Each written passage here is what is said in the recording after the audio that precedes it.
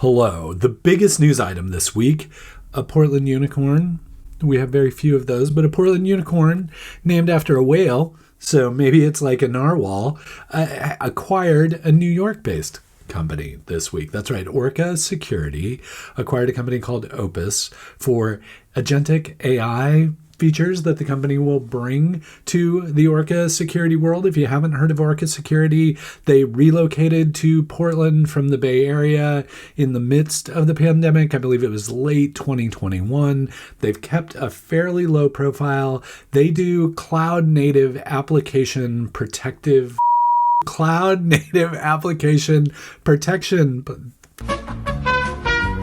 They do a cloud-native application protection platform. I can now see why they always use the acronym for it, CNAP. They're a CNAP company. Again, a unicorn. I think they're worth in the neighborhood of $2 billion or so the last time they had a valuation posted. The terms of the deal were not disclosed, but Opus, I think it raised about $10 million. Anyway, it's usually Portland companies that are getting acquired. This time, it was a Portland company doing the acquiring. So congrats to Orca Security on the acquisition of Opus. I look forward to seeing more from you in 2025. So Orca was the big news, but the big week-long news was, of course, Portland Startup Week 2025. I think all told, there wound up being about 80 events, 80 plus. How many events have you gone to during Portland Startup Week? If you're listening to this early on Friday, some are still going, including the closing party, which is happening Friday afternoon. I plan to be there, so maybe if you swing by that closing party, we'll run into one another. I originally helped start Portland Startup Week way back in the day, but I had literally nothing to do with this. This was all Josh Carter and a team of folks that were working with him to bring Portland Startup Week to fruition again, bring it out of the so-called mothballs. We probably haven't done a Portland Startup Week since 2019, so it's been 5 or 6 years since we've done it. And with more than 80 events, it sounds like it was a pretty successful reboot. Please comment below, let people know who you met, how many events you went to, what you thought of Portland Startup Week. Love to hear what you thought. And I will get more news coming out of Portland Startup Week as people start to reflect on what it was like, what they enjoyed, what they learned, who they met, all the fun things that Portland Startup Week is designed to do. So more on Portland Startup Week later. Again, if you're listening to this early enough on Friday, please show up to the closing party. Let's make it a big blowout at Wonderlove, and it would be good to see you there. Please say hi. Again, I look like this, and on the podcast, I look like this. So I hope to see you there, and I hope you had a very, very good Portland Startup Week 2025. Now, as part of Portland Startup Week, I had the opportunity to work on a specific event because it happened to fall on the second Tuesday of the month. And on the second Tuesday of the month, Pi and a lot of our friends always try and do an event. This time around, we were doing another series of fireside chats. This time we were focused on celebrating Asian American, Native Hawaiian, and Pacific Islander folks because it's AANHPI Heritage Month. And so we wanted to bring a bunch of folks from various programs who are alums, who are community leaders. So we wanted to take the opportunity to check in with them, see what they were up to. Our host was Julia Nero. She did an amazing job of kind of drawing out really important conversations and kind of tying a thread through all of the conversations. It was just a really, really good event. And I'm not just saying that because I was behind the scenes. It was the people. The people who participated made the event great. The people who showed up made the event great. Thank you so much to Nai Zhao for bringing Charcuterie Me, for everybody that was there. All in all, just a wonderful evening. I think we also made some connections between speakers who maybe didn't know each other or who hadn't had the chance to hang out with one another. So I was just really, really humbled and pleased by the way that one turned out. I would love to see you at a future event if you didn't get the chance to make it. And if you would like to hear the conversations, of course, we recorded them for you. Now, my camera freaked out a little bit at the beginning. I was running all the camera stuff and audio stuff. The audio is great throughout. So the camera flickers a few spots here and there at the beginning. Then it straightens out. I don't know what was going on, but in any case, if you just listen to it, the audio is great throughout. So I will try and do a better job next time. I had one job, and I screwed it up. But the audio is there. So captured the event. Please take the opportunity to watch that. And again, if you're interested in joining us next second Tuesday, which will be the second Tuesday of June, that of course is Pride Month. So we will focus on founders who may identify as LGBTQIA plus and have conversations with them in our little fireside chat format. And our host for that one will be Carmen Olson, who is on the Built Oregon board. So already looking forward to that one. And then, of course, July 8th is the big cookout. So even I would love to see you in June, but please save time for the July 8th, second Tuesday of July.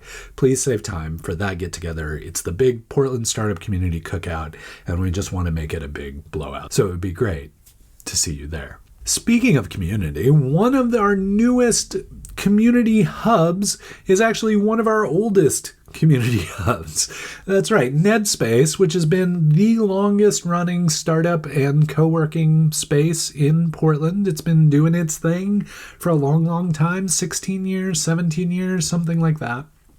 But it's changed ownership a couple times. And the new owner, Faris Mubarak, was featured in the Portland Business Journal this week, talking about NedSpace, what they're trying to do, the kind of community they're bringing together. I highly encourage you to read the story and get Faris's perspective on the potential of the NedSpace community and see if perhaps that community is something that would be attractive to you, because it's not the typical like tech startup-y co-working space thing. This community tends to attract more creative pursuits of all different types. So if you've been looking for people who are running agencies, other creative pursuits that are your people and you want to spend time with and potentially collaborate with or potentially work together to deliver services to someone else, I highly recommend you check out NedSpace.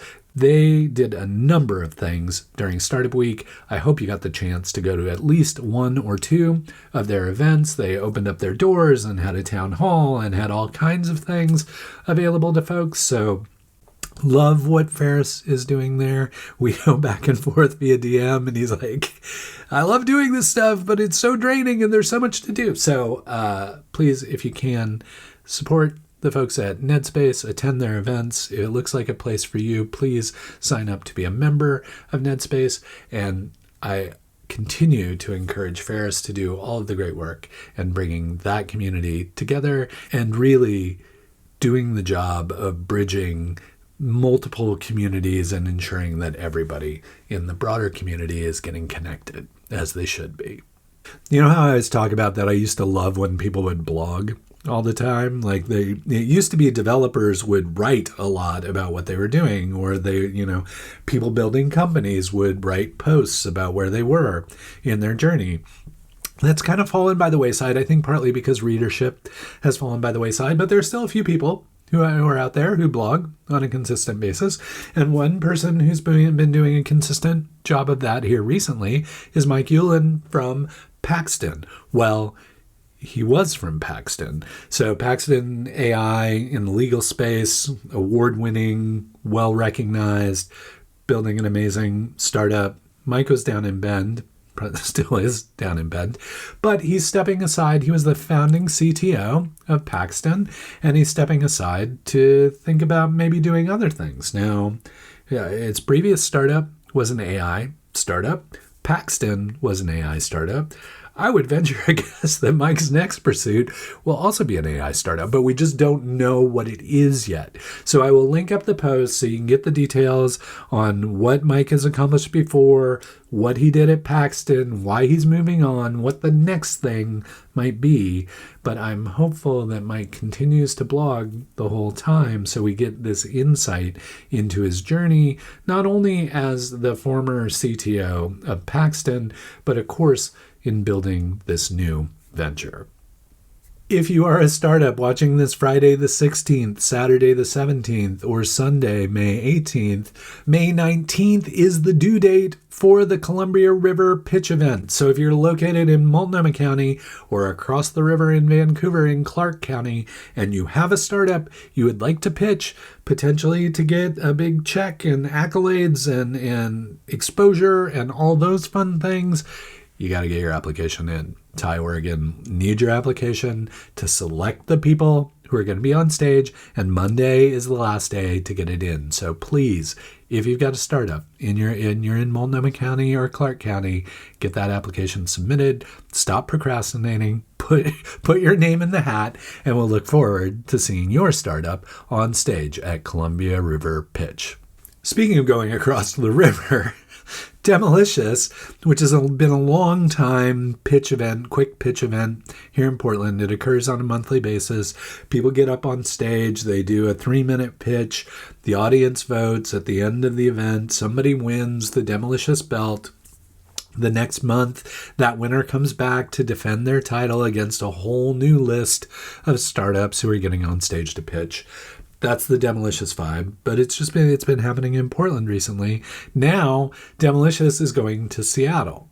So if you're in Seattle and you're curious about the Demolicious format, or if you're in Portland and you want to travel up to Seattle to see what the pitches are like up there in a different startup community, Demolicious is going to Seattle in July, I believe, as part of probably Seattle Startup Week. If I'm remembering correctly, there's a lot of Startup Week-y stuff going on. It might be Seattle Tech Week. I think it might be. Maybe it's Seattle Tech Week. Anyway, it's a week in Seattle. Demolicious will be up there. They'll be doing their thing. They'll have people from Seattle pitching. There may be people from Portland pitching. I don't know. You're going to have to show up and find out. But I can guarantee you this. Demolicious in Seattle will be a series of quick 3-minute pitches by the competing startups. The crowd will get to vote at the end of all the pitches, and somebody will walk away with the Seattle Demolicious belt. And who knows, it may be a whole new special belt just because it's Seattle, and that's a whole new thing. As I said, I can't tell you all the details. You're just going to have to show up. I will link up the page that has all the details, the meetup page, so that you get all the information. And I think you have to register via Luma too. But anyway, I'll get you the details. You'll want to get up to Seattle in July for the Tech Week or Startup Week or whatever the week is that I'm forgetting. But you'll definitely want to attend Demolicious while you're up there. Okay, if you've stayed here this long, first of all, thank you. I always appreciate folks who take the time to listen to me babble about all the things that have happened in the Portland startup community during the previous week. I hope you find it helpful and valuable.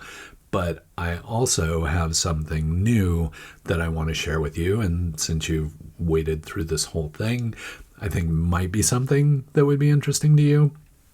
A lot of folks have asked me to get back into long format interviews with folks. I've done that. I have a new podcast called The Long Con, and I've released the first official episode chatting with Juan Barraza. We sit there and chat for about an hour, talking about all the things that we wanted to talk about community, about Latino founders, about Juan's journey as a founder and a community organizer. So I hope you find it interesting. I find Juan exceedingly interesting, and I'm really thankful that he was able to carve out the time to sit down with me.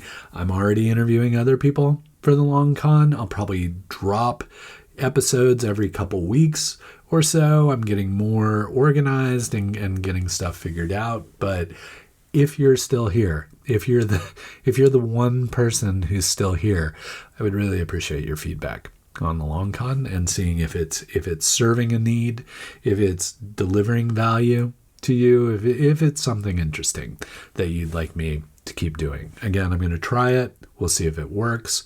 I'm hoping it does. I'm really enjoying it so far.